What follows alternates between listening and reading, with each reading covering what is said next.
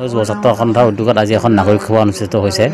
গতিকে নাগৰিক সভাখন আমি এইকাৰণে কৰিছোঁ যে আগন্তুক দিনবোৰত আমি কি কৰিব লাগিব। প্ৰথম কথা হ'ল অসম চৰকাৰে কেওটসকলক অনুসূচিত জাতিৰ ক'বত অন্তৰ্ভুক্ত কৰিব দিছে, সেইটো আমি কোনোবা মানি নলওঁ। কাৰণ যিহেতু ইতিমধ্যে আমি ইয়াৰ বিৰুদ্ধে বিভিন্ন আন্দোলন কৰিছোঁ আৰু চৰকাৰে মনে মনে আছে। হয়তো অসম বিধানসভাত তেওঁলোকে এই কথাটো উত্থাপন কৰিব পাৰে।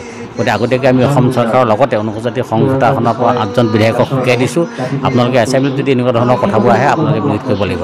ইয়াৰ লগে লগে আমি আৰু এটা কথা কৈছোঁ যে উচ্চ শিক্ষাৰ যিটো বিভাগ আছে তাত আচলতে যিটো ৰোষ্টাৰ মেইনটেইন কৰি আমাৰ যিটো নিযুক্তি দিব লাগে আৰু আপোনাৰ নিযুক্তিৰ লগতে আমাৰ বাস্তৱিক পঢ়া শুনাৰ ক্ষেত্ৰত হেৰি কৰিব লাগে, কিন্তু সেইটো কোৱা আমি দেখা পোৱা নাই। কাৰণ এইকাৰণে কৈছোঁ যে গুৱাহাটী বিশ্ববিদ্যালয়ত আমি গম পাইছোঁ যে নন্দীগোপাল মহন্তৰ ডাঙৰীয়াৰ নেতৃত্বতেই কোনো ধৰণৰ ইণ্টাৰভিউ নোহোৱাকৈ মানুহক চাকৰি দিছে। যিহেতু তাত আচলতে ৰিজাৰ্ভেশ্যন ফ'ল' কৰিব লাগে, ৰিজাৰ্ভেশ্যন ফ'ল' কৰাৰ পিছত তাত নিযুক্তি দিব লাগে, সেইটো কিন্তু হোৱা নাই। ইয়াৰ লগে আমি কৈছোঁ যে বানপানী গৰাখন আজি অসমৰ প্ৰায় 4 লাখ অনুসূচিত জাতি মানুহ বকাই আছে আৰু তেওঁলোকৰ কোনো ধৰণৰ ভূমি নাই। গতিকে অসম চৰকাৰে যিটো ভূমি দি আছে, গতিকে অনুসূচিত জাতি ভূমিপুত্ৰ খিলঞ্জীয়াসকলক ভূমি দিব লাগে।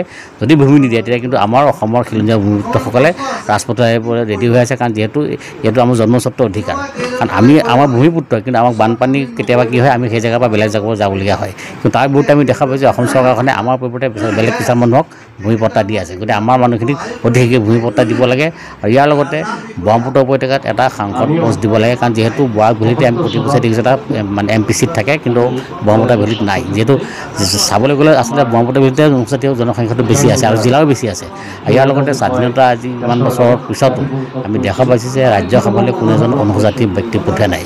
যি ভূপেন হাজৰিকা আছিল, ভৱেন্দ্ৰনাথ শইকীয়া আছিল আৰু বহুত ডাঙৰ আমাৰ অনুসূচিত জাতিৰ ব্যক্তি আছিল, কিন্তু তাৰ বিপৰীতে আমি যে এনেকুৱা কিছুমান মানুহক তেওঁলোকে ৰাজ্যসভালৈ পঠাইছে, আমাৰ উপযুক্ত মানুহ থকাটো পঠোৱা নাই।